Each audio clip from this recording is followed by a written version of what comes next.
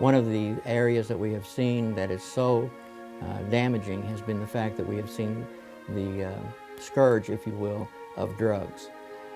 After about 13 years on the bench, I was really noticing and honestly becoming very frustrated with the fact that I was sending people more and more to prison. I was approached in 1999 about trying a new way to approach dealing with drugs, and it was with drug court.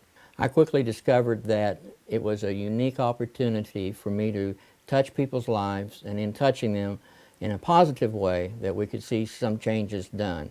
Uniquely, we were able to partner with Cookson Mission Outreach. How do we change them to be contributors?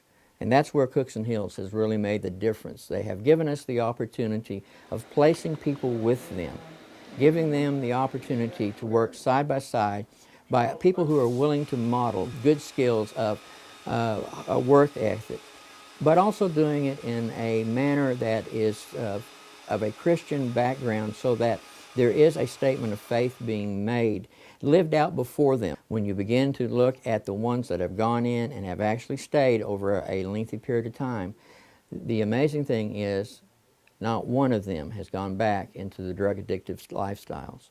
Not one of them has gone back to be someone who was a consumer.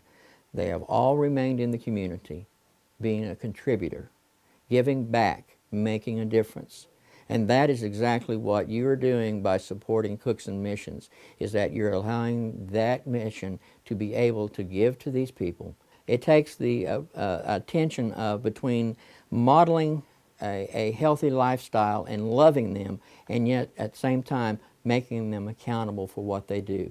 And that's what Cookson Hills has had such an amazing influence on so many people. She was a quiet, simple, elderly woman, and I found her sitting on one of the couches in the front room of the Cookson Hills Center one day, having a cup of coffee.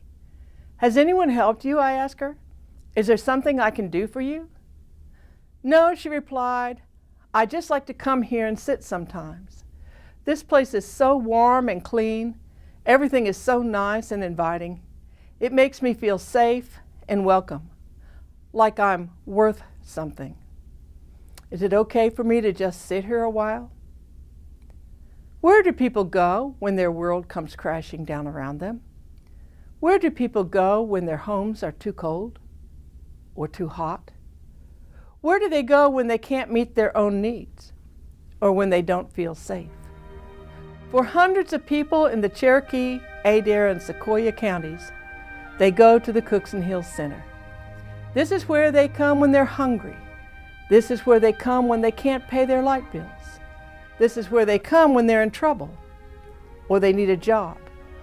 This is where they come for child care and social programs. This is where they come for understanding.